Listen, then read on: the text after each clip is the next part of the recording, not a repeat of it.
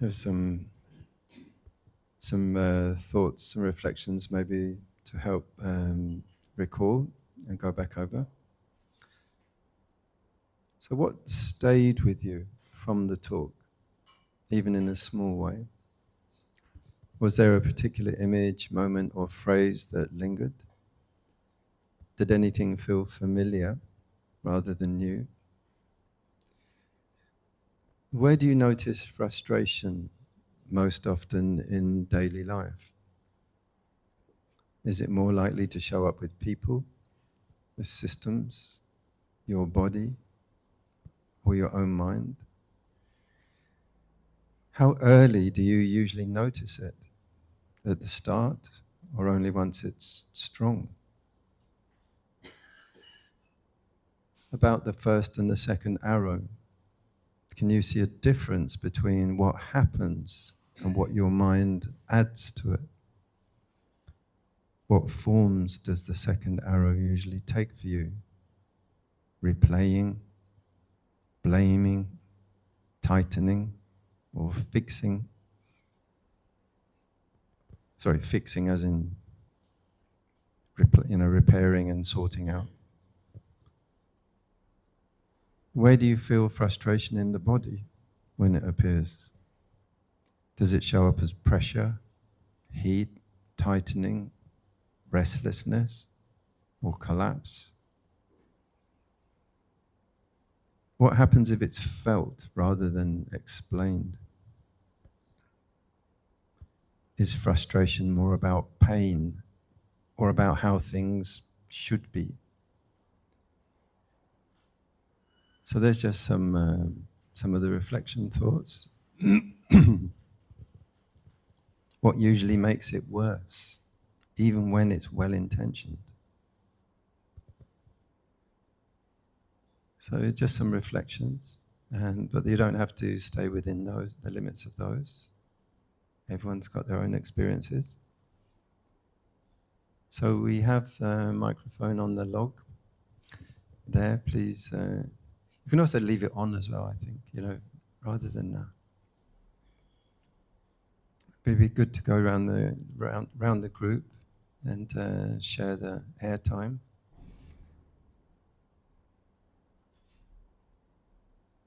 So please, anyone like to be brave? Break the silence, break the ice. Long lives, lot of frustrations, a lot of ways. Please, click on the. You can leave it on once it's on. It's easier to pass around. Hello. Thank you. For me, it's more restlessness. Yeah, speak direct like that. Yeah. Restlessness and a lot of you just travel from one place to another. Then when you're mindful, you bring it back. And then it goes on like that. Movies going on. So that's very interesting. Thank you very much. And so you're saying for you, it's mainly thoughts going on and replaying, that replaying option, thinking about what happened and then just replaying it without. And when you get mindfulness, what happens? It will drop down. Yeah. Great. I'm sure a lot of people can relate to that. I know I can. So yeah, please, Abby. For me, it's forgetful. Always forgetful, make me frustration. Forgot this, I forgot that. Then I come back, I'm so frustrated. Yesterday, I'm appointment for dental. Then I said, okay, because from GH, you have to take your telephone. So I think I placed everything properly. Then I was driving halfway to the island hospital. Then I said, maybe I do my phone. I forgot my phone. I have to go back again. That's why I'm so frustrated. And so what happened next? How did you react? Once you realized you had forgotten, what did you bring to that? The second arrow, this was one of the things. To me, I said, why always forgetful? My fool. So it's self-criticism. Yeah. blaming yourself or angry at yourself or judging yourself. So it's the second arrow is this. That's very important. Because everyone will forget something every time, but it's like what we do with it.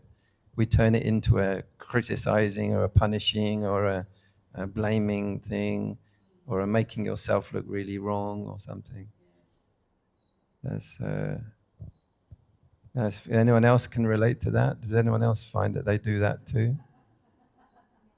I know I do. I do that a lot. You know, even setting up here, I walked all the way down. And, I forgot this tablet thing. Go all the way up. Forgetfulness is one thing. I mean, that's normal. We've got 1,000 things to remember. Where's my keys? Where's the thing? Yeah.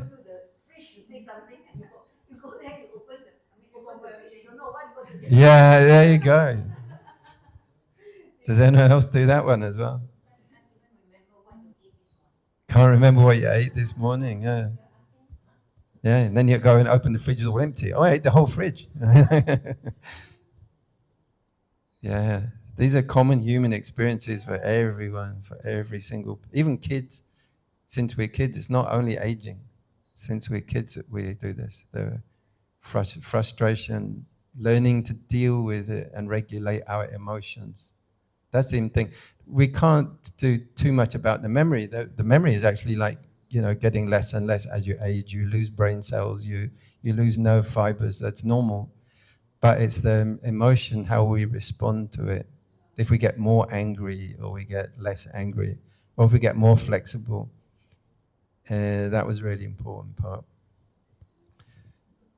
Yeah, using these Buddha things like changing the channel, because the replaying plus that one, you can be replaying the criticizing for like hours and hours, or a long time. I exaggerate. Please, anyone else sharing their responses to? Because everyone experiences those: the sticky tape, the wobbly wheel, the forget the keys. This is a normal life. Everyone, all the 9.5 billion people experience this. But what do we do with it? Are we learning to calm ourselves and kind of expect it? It's kind of normal. Or if every time you meet the motorbikes across the pavement, every time you're going to get angry, there's going to be a lot of angry because you're going to meet these things every time, every day.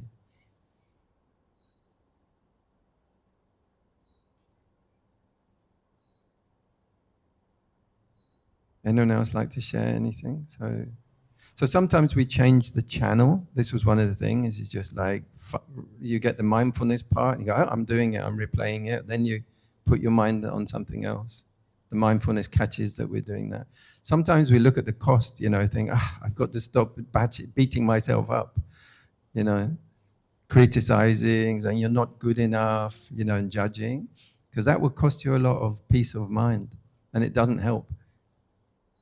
Or if you're taking on problems like, international affairs, like in countries that we don't even have a vote or something, then you'll be doing that if you just even stop feeding, just put the phone down and say, No, please, don't use the T word in here. That's right. I get T word. Okay. Yeah. I get angry with You get angry, yeah. Yes. Yeah. Well, this is the problem. Is not only your defilements feed off of it, and you get angry. They do as well. They get much more attention. So it's mainly what we're focusing on is like looking at the cost of our own habits. That's very, very important, because that can be a never-ending story. So you could have another 10 years of getting angry. Do you want that? There's a choice. Sometimes you can modulate your feed, so that every time you see that, you click not interested, another not interested. I did it once for 2 of those characters, him and another one that was famous. Right, yeah, because it will yeah. Yeah, or if you click not interested as well, it changes the algorithm. I spent like a whole morning once because it always was coming up with these 2 characters, Musk and him, and I put not interested, not interested, not interested, not interested, and I started clicking on things that were positive. like ecological, like cleaning up the environment, new innovation technologies, nature, something that will bring you peace. Yeah, this is the thing about simply stop feeding it and let it fade. That's conscious, social media conscious use. Atong, please. I go through what she does. In fact, I'm rather obsessed with politics, both home and usually involving the big powers, US. So this is I'm going through it. But from this morning, your talk, as you were going through your thought, first I saw like it's the start of a day. I remember I used to look at that because of the old street I grew up to. And looking at it from the perspective of a teenager, a child, and then a teen, and then the lost years would be, I would say, when I went to college and come, I stopped looking at life that way. I was interested as a child, as the scene you described, the scene coming alive, and then the lost years of being like caught up in work and socializing, which were very hedonistic in a way. I mean, I don't indulge in drugs and everything, but seeing way, being caught up in it. I was like eating a lot, being a Penang night, you're like, latest store, you go and eat, oh, this is good, you can eat. And hanging out and having your outrage. Then came these years that I started to explore, what is it all about? And just now, as you were talking, I noticed this morning, I was like, is it because I'm tired that my eyes are droopy? No. But I tend to want to lower the eyes and listen and watch what was coming in to the hearing and starting to take note of that. But more than that, also the restlessness is one of the most consistent issues with me. Can't feel restless. And even like, and the monkey mind, even is the one. And if I go back to like, what am I observing today? This craze for the news, like, I was like you, anything like him and Musk. But I didn't do what you did, like, not interest. I was there. I was with it, I was caught up in it. And it's a kind of addiction, very strong. And I didn't know what it is, but I can sense that it is something not, as we said, not wholesome. It was bringing out anger with me, and then like lately I've explored, like, because of my partner telling me, it's not healthy, you get caught. It's true, it's not. Especially now, it's like, Iran, when is it gonna fall? What? It's getting caught up in like wanting it for the regime to fall, change of regime. It's not healthy, but it cannot. It is, I'm going through like, I could not resist it. Okay. And I get caught up with Trump being the big issue, He does everything and it affects almost worldwide because he's the president of the United States, a big country. But this fixation, and I explored this, is that why am I so attached to these? And there is not like a force. It's not like somebody put a gun to my head and said, you have to do this. But I want it. I'd want it. So what I'm exploring is like, why is it I find it so alluring in some way, attractive? Why do I want to stay with it? What is it that holds me? I mean, if you daydream, well, we use the term daydream, well, that's fine, That's a nice, sort of almost hypnotic effect. But things like this kind of unpleasant news, like she said, but you can't help. I know I can't help it. I keep going to it. So that's what I'm asking myself. And that's what I relate from hearing as you speak this morning. As you were speaking, I watched you speak, but I'm watching my mind. I hear, but I'm thinking something else. So it's like, am I really following you? I didn't ask myself that, but it brings up, some things you said. You take my mind to what I'm thinking, what's in my mind. And it may not be what you're saying. It's not that I don't concentrate, but it triggers. I notice in my case, it brings on something in my space. Maybe one word take me there.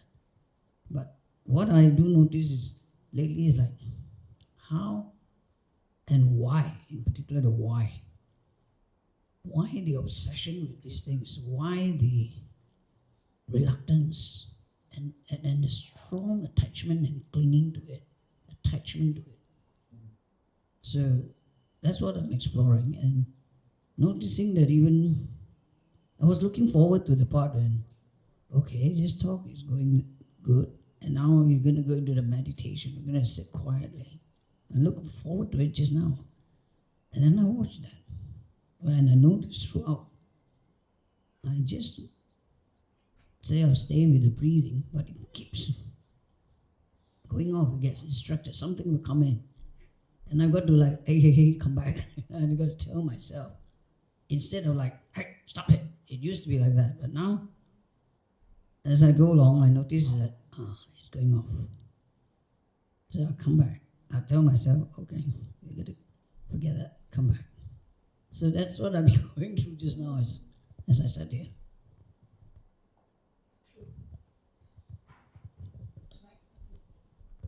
Yeah. I also find those problems, because it's very addictive. There are very manipulative people, and there's very manipulative an item. You know, the phone is very addictive, and all those. And it's very healthy to get out in nature, walk around, get away from it. There are a lot of things, but once we get conscious that this could be a problem, otherwise it's someone like who smokes and they don't see it as a problem, they just like it and they'll just reach for another one, is that we get, and our own attention is such a valuable thing, and it's our choice what to do with it. Has anyone else found these similar problems? Can people relate to that? Gives a nod if the same sort of thing as Artun. The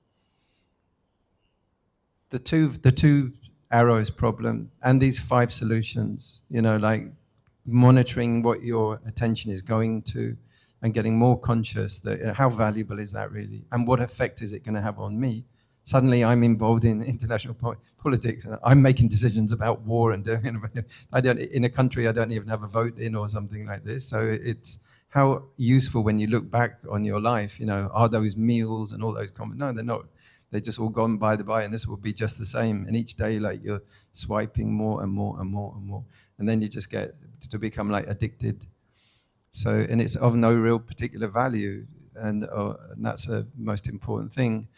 And then when you're older and older and older and older, then can you look back and see meaningfulness or not, or meaninglessness?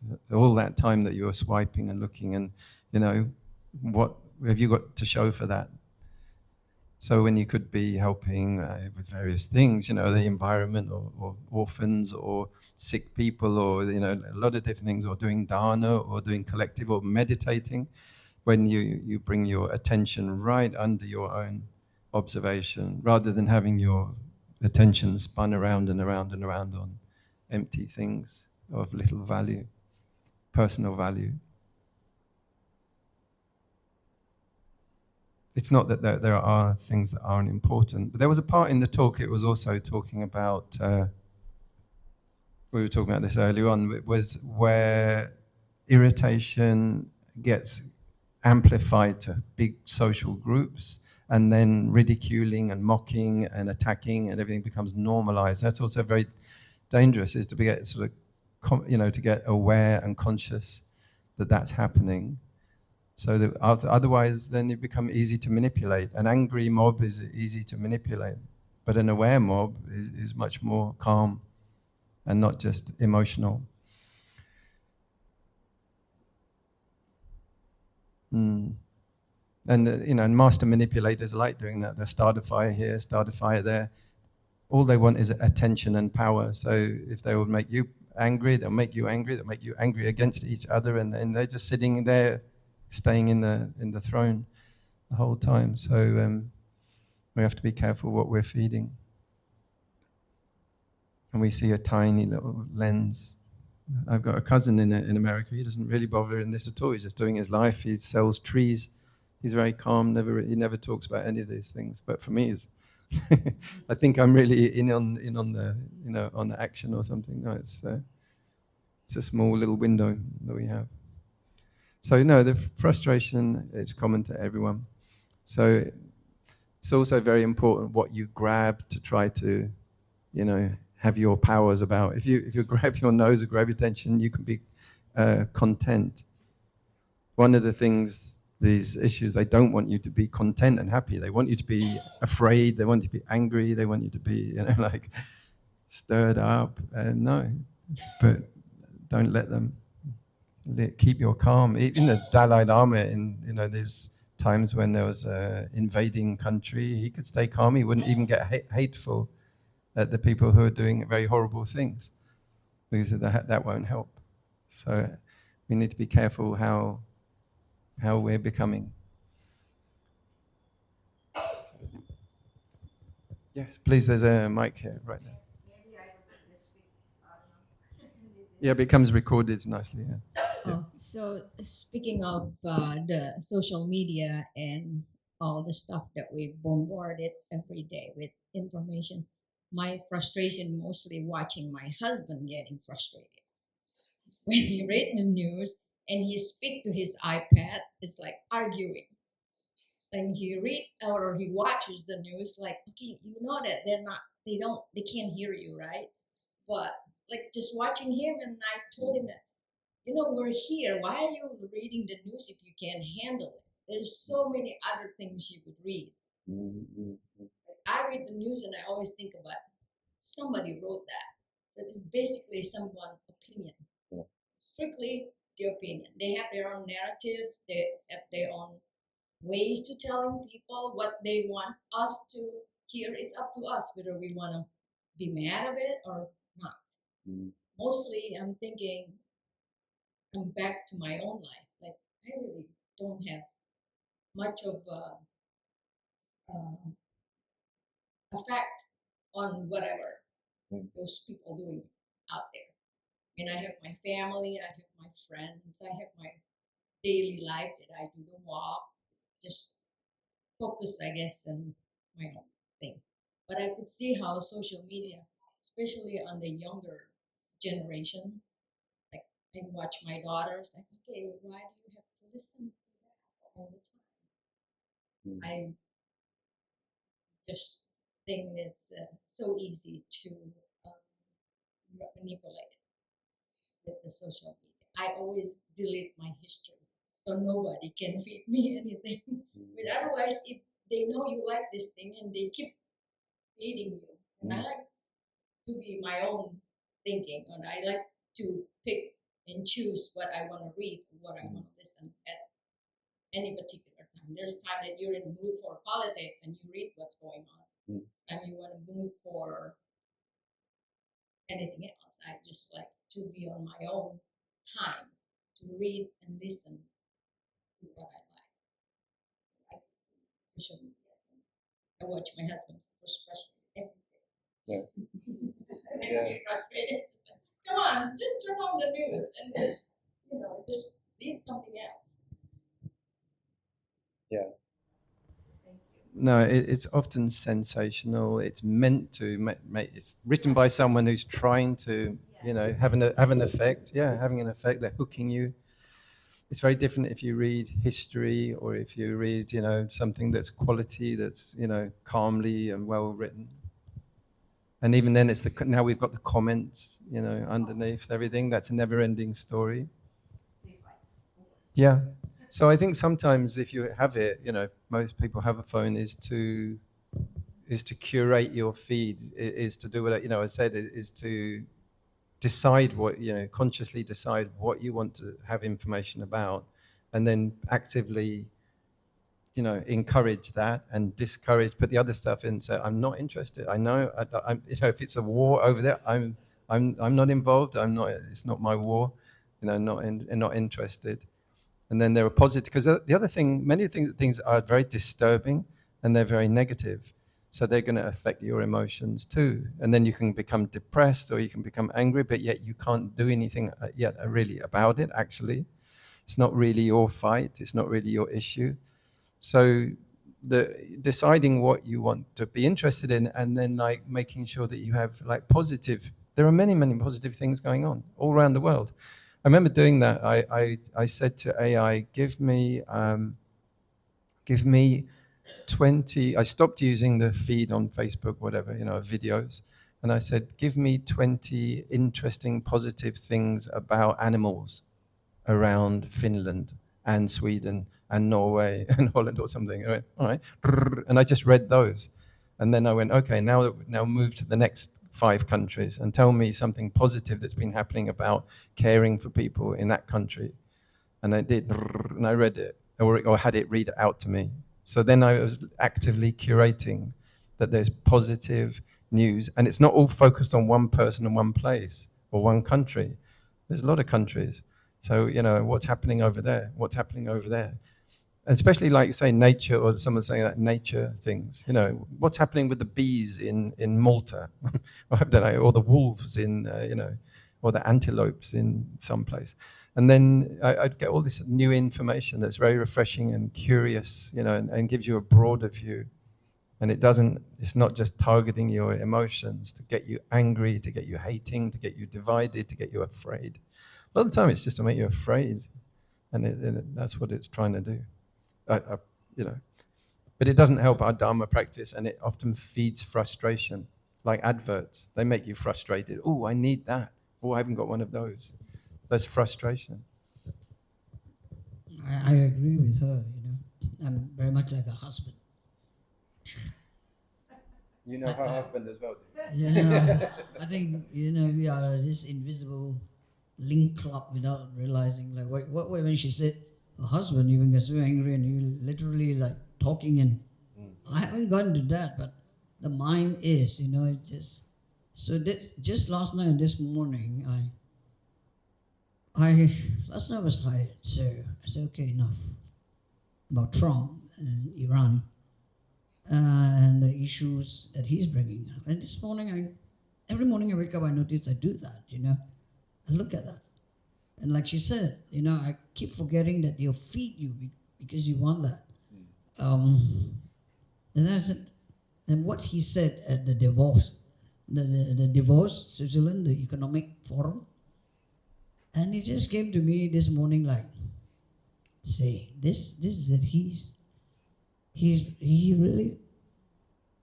doesn't make sense anymore. That's what I get this morning when I read the things. Yeah, let's not discuss him. It's just your reactions. But then I realized, when did you see this earlier that he wasn't, and it upset me. Like you said, it upsets. It upsets me, and it's been feeding me, and I don't pay attention to any other thing except that. So what's happening to me? So it comes back to like, he should have reached this conclusion much earlier, because it's just feeding into everything negative and somehow angry. Like she said, the husband reading it and getting angry. You don't like what it is because it doesn't agree with you. It's also you start to have your expectation, your want of things to be that way. It's going back to being like, you want control again instead of letting things be. You want to control already. That's what came to me. So that's when she spoke about her husband getting, I haven't talked into the phone and the computer yet, but yeah, that's what I realized this morning was like, I've been sucked into it. The whole thing has been sucked into it. Yeah. So as I was getting ready to eat breakfast, and I noticed that I was looking forward to come here, to Bodhi Heart, because you're going to give a talk. And I was like, what is he going to talk about again? What is he going to trigger in my mind? What he will say, and for me to explore. And that's what I enjoyed about this session you've been giving us. So thank you, Bante. I enjoy coming here on Thursday. Yeah, it's great to hear. Yeah, I think looking forward on this Thursday, every Thursday when there's a talk.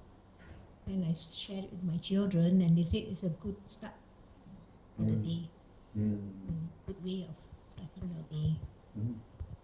Thank you so much, Bante. Oh. Thank you for that recognition. I also look forward to the Thursday with a kind of panic. It isn't easy to do this. So I've taken a lot of. That's also an exercise in frustration. There was a study done on children. There was an Australian couple, and they went all around the world looking at children's games. And at the end of it, they compiled all these, and they went for, kids in Brazil in the car park, in the car parking lot, and then kids in New York, and then kids in Oxford, and kids in South Africa, everywhere. And they compiled, and they decided that there are 4 kinds of games, because there are 4 kinds of life challenge that everyone has. It's because nobody taught these kids. The kids in Brazil would just figure it out by themselves. So the first kind of game are games of strategy, like chess, because frustration, that we all need to learn delay gratification. It's like you open a bank account, and then you put some money in from the job, and then you get your car your driving license, and then you get your job, and then you get the pay for your, those kind of skills is planning and thinking ahead. Like that. So that's one kind of game. Chess is a game like that. For example, you can't, you have to plan and you have to work for it. The second kind of game is team sports, where you have to learn to be left out, in the group, out of the group. You have to be in the group and out of the group. That's one of the main sort of lessons, is learning this kind of, that it's not end of the world rejection. It's just part of the game that you're out for a bit and then you're in. So team games learn to tolerate rejection and loneliness and that kind of thing. And then another kind of game involves chance, because you never know which way it's going to happen. And they use a dice like that. So one, it goes on a 4, you're dead. It goes on a 6, you're a billionaire. So these kind of games they teach you the impermanence.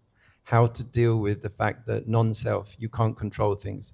1 minute this, no, it's all changed. Everything gone this way. Someone's invaded another country and now it's all changed, or something. Events are outside our control. So we need to learn this very much. And then skill was the 4th kind, skill. So it's just you and the thing you're going to throw, or the ball and the net, and then you throw it. So it teaches you disappointment, how to cope with your expectations. And that is the 4th kind. So the first kind is frustration, teaches you strategies, how to plan ahead and how to be delayed in getting what you want. And the second one is team games, to tolerate being in and out of a group. And then the third one is, games of chance. I'm not saying this is good to do games of chance. Don't go to Genting and go, Bante said it was okay, it's very healthy. I'm learning so much. What do you mean? How much did I lose? No. So then the 4th kind was skill. There you go. So, and the best games that are most popular involve them all mixed up. There's a bit of chance, there's a bit of skill, there's a bit of team, there's a bit of strategy. So that's why sports is like that, because people are they need to be invested in and getting benefits from those kind of things. But so it's also you can look which game don't I play? Which game do I avoid? Everything. Probably it's the lessons in there. Yeah, please, yeah. Okay, let's, do you want to lead us in the chanting, Abby? Dhamma Patipatiya Buddham Pujemi Sabada Imaya Dhamano Dhammam Patipatiya Dhammam Pujemi Sabada Imaya Dhamano Dhamma Patipatiya Sangham Pujeri Sapada. Pay respect to the Buddha. Take this. Wow. Sadhu, sadhu, sadhu. I'd like to share the merits from this with my recently deceased mum. Sadhu, sadhu, sadhu. Sukhi Hunt.